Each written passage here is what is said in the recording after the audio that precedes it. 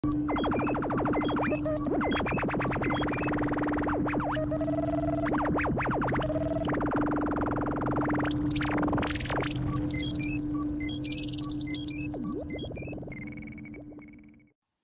de Cristo, estimados agentes iTeam.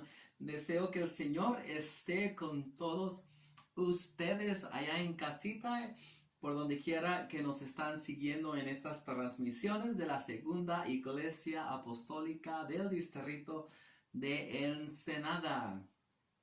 El día de hoy vamos a empezar a estudiar el libro de Lucas. El libro de Lucas nos enseña grandes cosas acerca de Jesucristo y vamos a hacer experimentos y les voy a contar también una pequeña historieta con la cual vamos a ampliar el contenido de la clase. El libro de Lucas es uno de los 4 evangelios que tenemos en el Nuevo Testamento y nos relata la vida y la obra de nuestro Señor Jesucristo. Le vamos a llamar a nuestro programa de clases Laboratorio de Lucas porque nos vamos a sumergir en este libro precioso como si estuviéramos analizando algo en el microscopio o si estuviéramos estudiando algún experimento. El libro de Lucas nos habla preciosamente acerca de Jesucristo. Pero, ¿quién fue Lucas? Muchas personas tienen la idea equivocada de que Lucas fue un discípulo de Jesús y no fue así. Lucas ni siquiera conoció a Jesucristo, nunca estuvo cerca de él. Lucas era un médico, era un doctor que sanaba a las personas, pero él era creyente, él se convirtió a Jesucristo y él se dedicó a estudiar todos los acontecimientos de los que se hablaban acerca del Mesías, acerca de Jesucristo. Y él empezó a hacer este trabajo para una persona muy importante llamada Teófilo. La Biblia no nos habla mucho de Teófilo, pero se supone que fue una persona muy importante que también tenía una gran capacidad económica. Entonces Lucas empieza a redactar su informe, Lucas empieza a investigar lo que otras personas hablaban acerca de Jesús. Él empezó a recorrer los lugares donde Jesús había estado, recopilando información sobre los milagros, sobre los familiares de Jesús, sobre quiénes eran sus discípulos, los lugares donde había estado, etcétera, etcétera. Entonces Lucas empezó a enamorarse de la historia de Jesucristo y empieza a escribir todo lo que él está investigando.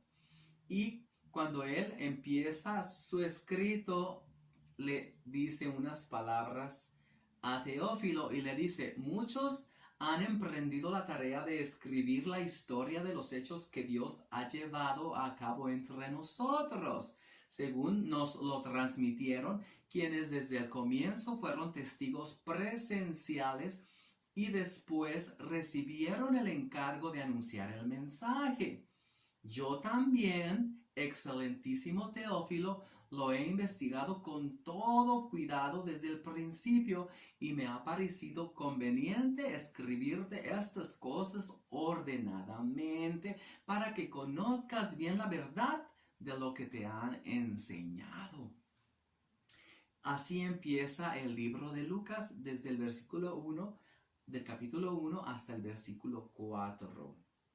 Lucas empieza a hacer un informe para Teófilo. Resulta de que Teófilo ya había escuchado hablar acerca de Jesucristo.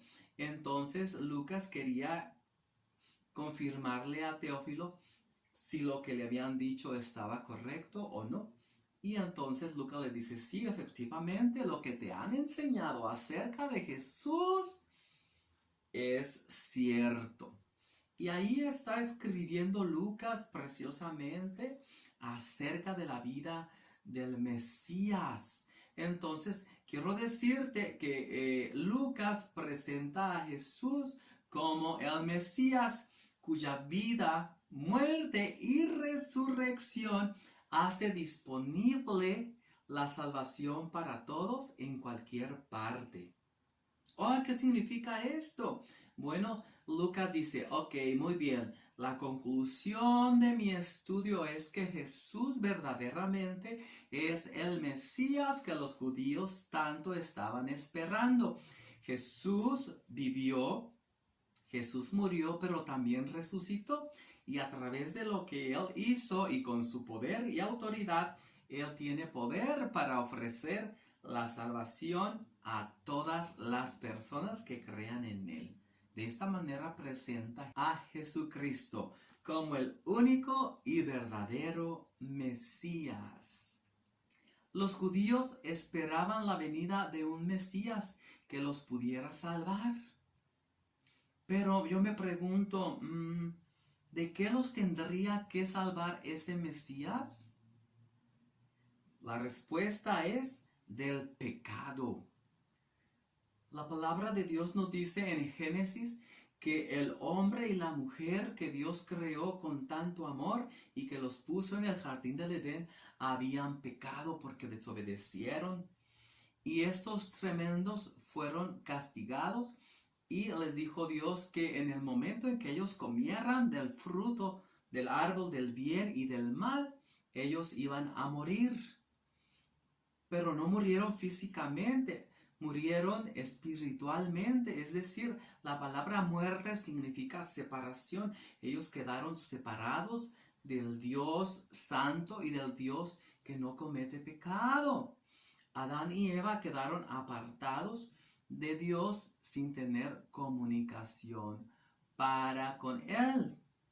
De hecho, Dios también puso castigo sobre la tierra. Iba a producir espinas y cardos. Maldijo a Adán que tenía que trabajar y sudar mucho para poder tener alimento. También castigó Dios a la mujer. Dios le dijo a Eva, tú cuando tengas bebecitos vas a sufrir muchísimo, te va a provocar un dolor inmenso.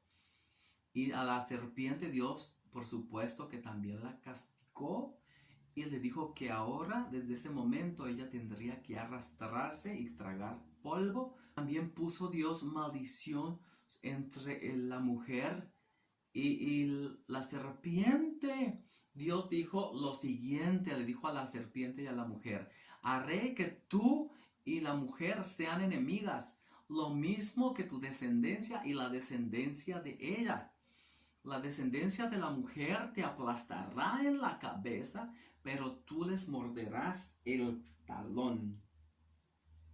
Y pasaron los años y pasaron los siglos y de repente, ¿qué creen que ocurrió? La Biblia nos enseña en Gálatas 4:4 que cuando el tiempo se cumplió, Dios envió a su Hijo nacido de mujer y nacido bajo la ley. Entonces, cuando ya el tiempo era oportuno, nació un descendiente de Eva que le iba a aplastar la cabeza a la serpiente. ¿Quién fue este descendiente de Eva que le iba a aplastar la cabeza a la serpiente? Pues Jesucristo. Jesús iba a ser el único que podía aplastarle la cabeza a esa serpiente maligna que engañó a Eva y a Adán. Pero ¿tú quieres saber qué dice la Biblia acerca de esa serpiente antigua? ¿Quién es esa serpiente antigua? La respuesta la vamos a encontrar en el capítulo 20 de Apocalipsis, en el versículo 2. Y dice lo siguiente: sujetó al dragón, aquella serpiente antigua que es el diablo y Satanás. Entonces, aquella serpiente en el jardín del Edén no era otra cosa sino el mismo diablo que provocó que Eva cayera en la tentación y comiera del fruto del bien y del mal. Entonces por fin había llegado el momento para que ese descendiente de la mujer naciera y le pegara una buena zumba a Satanás por malo. ¿Ok, niños? Jesucristo era el Mesías prometido, ese Mesías que iba a traer paz al pueblo de Israel, que les iba a traer la salvación para sus almas. La palabra de Dios nos dice que por un hombre entró el pecado en el mundo, pero también dice que por causa de un hombre vino la salvación para todos. Esto es, Adán pecó. Él fue el causante de que entrara el pecado en el mundo. Pero Jesucristo trajo la salvación para todos y aquellos que crean en su nombre pueden tener esta sublime bendición. Cuando recién Dios hizo un plan para que el hombre tuviera comunión con él, Dios dice que los hombres tenían que sacrificar un cordero para que sus pecados fueran perdonados. Es decir, para que ellos pudieran tener comunicación o comunión con Dios, un animalito debía de morir. La sangre de ese animalito iba a borrar los pecados del hombre. Dice la Biblia que sin derramamiento de sangre no había perdón de pecados. Esa era la única manera que el hombre podía tener amistad con Dios, sacrificando corderitos, sacrificando ovejas. Pero ¿qué creen que ocurre, niños? El hombre sacrificaba un cordero y la culpa o el pecado del hombre se iba al cordero y el cordero pues era sacrificado y con su sangre pues obtenía perdón de pecados aquella persona. Y el hombre se acostumbró, al principio el hombre sí se arrepentía y se sentía mal por pecar y entonces recurría al sacerdote con su animalito para que el sacerdote matara al animal. Pero poco a poco la gente empezó a hacerse dura de corazón y pecaban y ya, mata, aquí te traigo el corderito para el sacrificio. Pero ya no lo hacían de corazón. Se les hacía una costumbre llevar corderos para que murieran por sus culpas. Entonces llegó el momento en que Dios se molestó con el pueblo y dijo, ¡basta! Ya no quiero eso. Y Dios dice, ¿para qué me traen tantos sacrificios? Ya estoy harto de sus holocaustos y de sus carneros, de sus corderitos. Me repugna la sangre de sus corderos, me da asco. Ustedes vienen a presentarse ante mí, pero ¿quién les pidió que pisotearan mi casa? Sí, sus fiestas solemnes las aborrezco, ya no las soporto. Cuando ustedes levantan sus manos para orar ante mí, yo aparto mis oídos de ustedes y aunque ustedes hacen muchas oraciones, yo ya no los escucho. Así dijo Dios. Porque el hombre abusó del plan de salvación que Dios les había dado. El hombre empezó a hacer los sacrificios de cordero así nomás porque sí, sin tener conciencia o sin arrepentirse. Y dijo Dios, ya, basta, ya no quiero. Y durante algunos siglos Dios guardó silencio y no tuvo comunicación con el ser humano.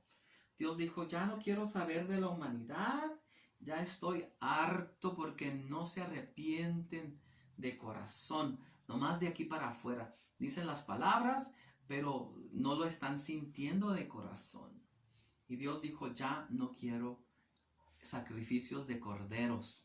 Ya no más, basta. Pero Dios ama a la humanidad, porque Él los creó con amor, sobre todo al pueblo de Israel. Era su pueblo. Dios había hecho juramento por sí mismo de que ese pueblo iba a ser suyo y que Él iba a ser Dios de ese pueblo. Y Dios no se arrepiente de lo que dice. Entonces Dios dijo, pobrecito mi pueblo, se está muriendo apartado de mí. Voy a crear otro plan para que ellos tengan compañerismo conmigo, para que tengan amistad. Y dijo Dios, ¿cómo le hago? ¿Cómo le hago? Ok, bueno, yo me voy a hacer como uno de ellos. Y entonces Dios planeó la manera de hacerse como uno de ellos. Y entonces ya miramos en Lucas cómo Dios a través de un ángel le dice a María, hey María, vas a quedar embarazada del Espíritu Santo. El Espíritu Santo es Dios, niños. Y entonces María dijo, ok, pues si así lo quiere Dios, pues que se haga conmigo como Él quiera. Y en la pancita de María empezó a crecer un bebé. Y a ese bebé que iban a hacer, le iban a llamar Hijo de Dios y también hijo de los hombres. Hijo de Dios porque iban a ser por obra del Espíritu Santo. E hijo del hombre porque iban a ser de una mujer. Acuérdense que la profecía decía que de la descendencia de una mujer iban a ser el que iba a aplastarle la cabeza al diablo. Entonces Dios tenía que cumplir pues esas profecías que él mismo había dicho. Entonces se cumplió el tiempo y por fin nació el Mesías en un lugar humilde, entre paja, en un establo rodeado de animales. Los judíos pensaban que su rey iba a nacer en un palacio rodeado de lujos, con criados, sirvientes y demás. Pero no, Jesucristo no vino a ser servido. Él vino a servir y a dar su vida en rescate por muchos. Entonces, cuando Jesucristo empezó a decir el plan de salvación y les empezó a decir a la gente que se arrepintieran, la gente supo que Jesús era el Mesías. Sin embargo, los que se encargaban de enseñar la palabra de Dios no creyeron en él porque Jesús era una persona humilde, ya que como les decía yo, ellos esperaban un guerrero, un rey, etcétera, etcétera. Pero Jesucristo es el Mesías todopoderoso y es nuestro único y suficiente Salvador. Lucas dijo que a ese bebé se le iba a llamar Emmanuel. La palabra Emmanuel significa Dios con nosotros. Quiere decir que Dios estaba en medio de ellos, pero en forma visible y en forma de un bebé. Claro que el momento de Dios para actuar no iba a ser en esa situación, como un bebé indefenso. Ese bebé tenía que crecer para actuar como el único y poderoso Dios. El capítulo 2 de Lucas narra preciosamente el momento en que Jesucristo nació. Acuérdense ustedes que los pastores estaban cuidando a sus ovejitas en el monte cuando los ángeles llegaron y les dice uno de ellos, les doy una gran noticia. El día de hoy ha nacido un Salvador en la ciudad de Belén. Allí nació el Salvador. Vayan a verlo, compruébenlo con sus propios ojos. Y ya miramos cómo los ángeles cantaban gloria a Dios en las alturas y paz para con los hombres y buena voluntad. Entonces también dice cómo los pastorcillos corren presurosos a Belén y allí miran al niño envuelto en pañales, tal como el ángel les dijo que lo iban a encontrar, y ellos estaban sorprendidos y comunicaron a todo el pueblo la gran maravilla de la cual habían sido testigos. El precioso regalo de Dios allí estaba. en un pesebre, envuelto en pañales. Ese regalito de amor estaba envuelto en pañales y ese regalo es para ti. Recíbelo. Es gratis, no te va a costar nada. El regalo de Dios de la salvación es para nosotros y es gratis. Y el tema de hoy para nuestra clase es recíbelo. La gente ha rechazado a Jesús por muchos siglos. Ya basta. La gente para ser salva necesita recibir ese precioso regalo que se llama Jesús. ¿Tú ya lo recibiste? Si no, ten cuidado, ¿ok? Y cuando puedas, recíbelo. Y ojalá que no pase del día de hoy, porque mañana tal vez pueda ser tarde. Recíbelo. En una ocasión, cuando Jesús caminaba cerca del río Jordán, Juan el Bautista, que era como su primo, lo miró y al ver a Jesús gritó: ¡Ey! Aquí viene el Cordero de Dios que quita el pecado del mundo. En dos ocasiones diferentes, Juan el Bautista dijo lo mismo acerca de Jesús. Lo voy a repetir. Aquí tienen ustedes al Cordero de Dios que quita el pecado del mundo, refiriéndose a Jesús. Y efectivamente, con la muerte de Jesús en la cruz, se acabaron de una buena vez y para siempre los sacrificios de corderos.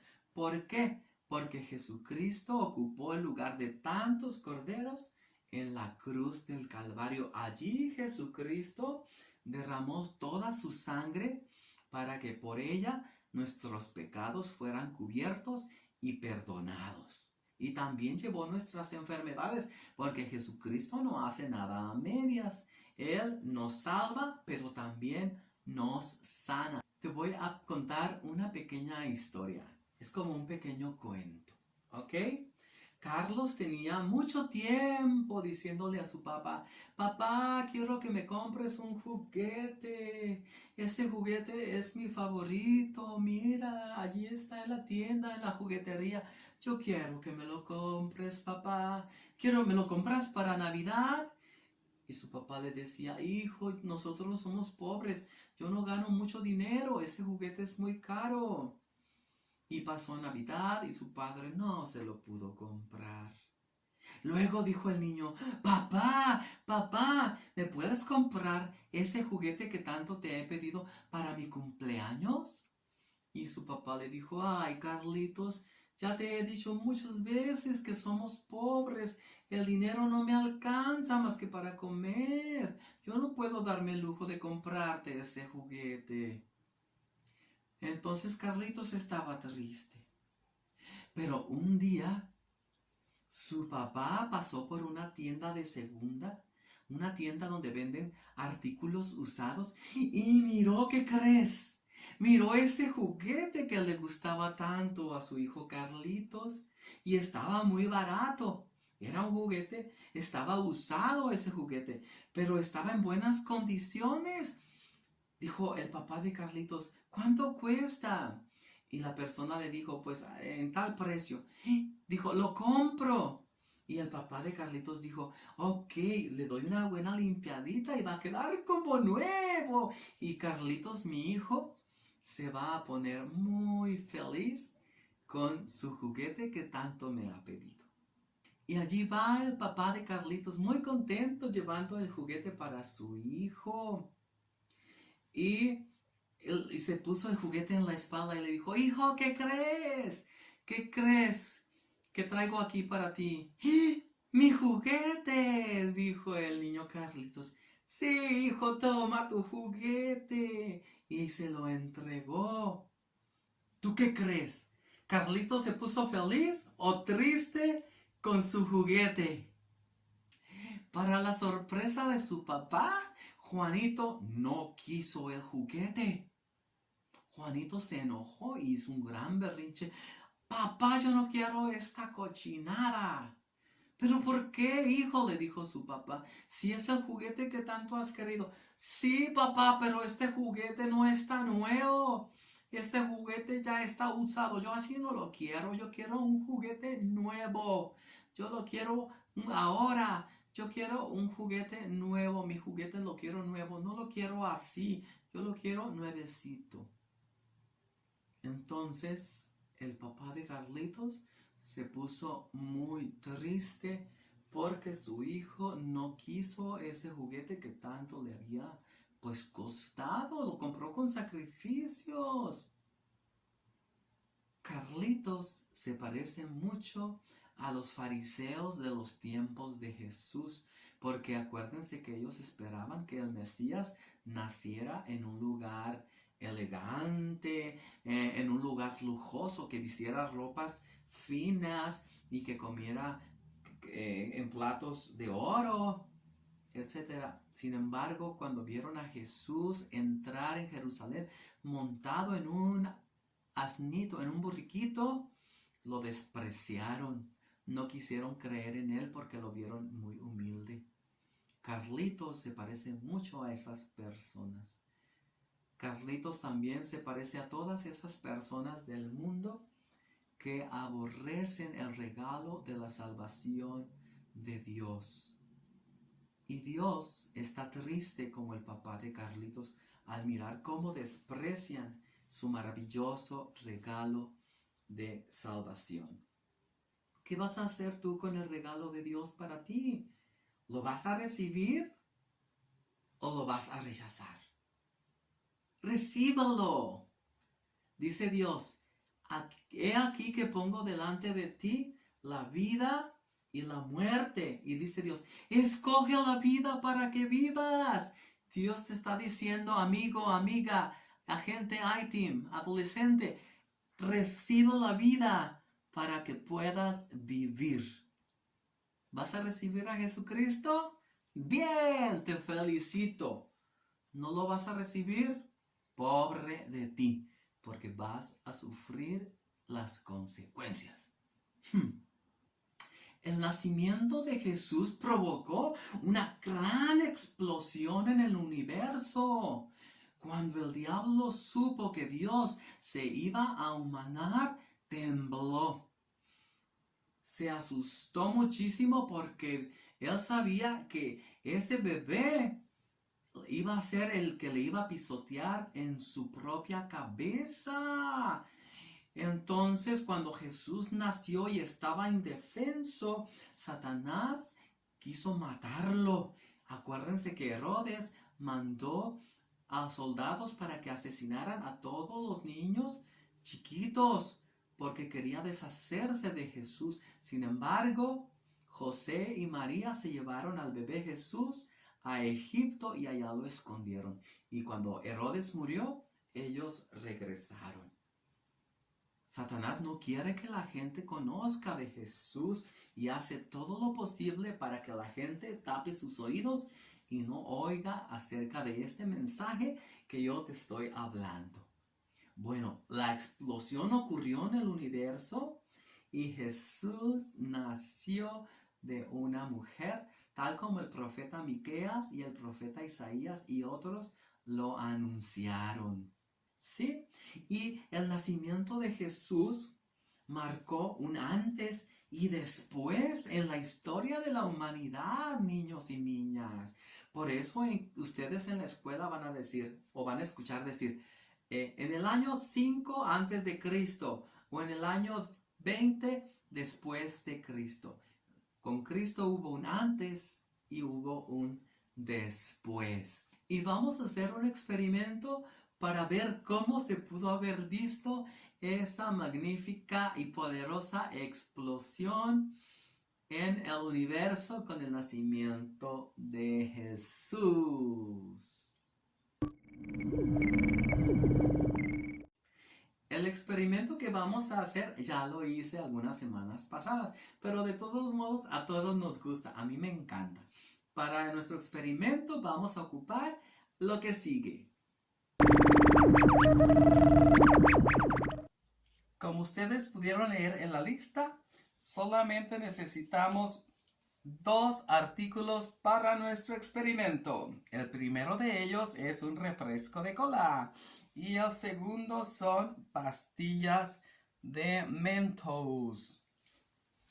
Con mucho cuidado vamos a destapar nuestro refresco de cola y le vamos a agregar las pastillas de mento. Dice la Biblia que fue una gran explosión de alegría cuando Jesucristo nació en Belén de Judea, cuando los ángeles cantaron adorando a Dios y decían: gloria a Dios en las alturas, paz en la tierra y buena voluntad.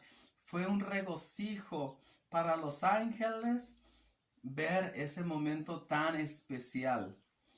Y vamos a ver lo que ocurre también en una explosión con nuestro refresco de cola y nuestras pastillas de Mentos.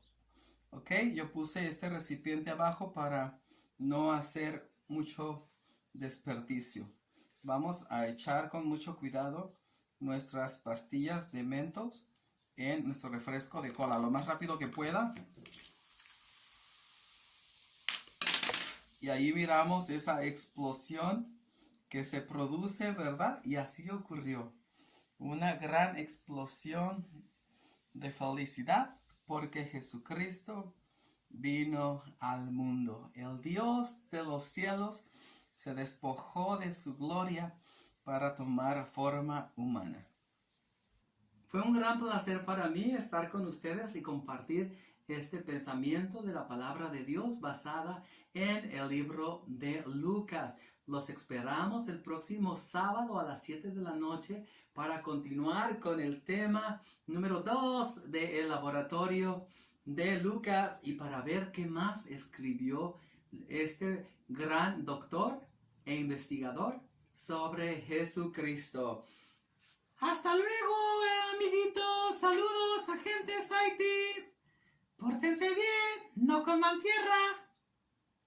Comparte este video con tus amigos. Hasta la próxima. Se despide de ustedes el Doctor Loca.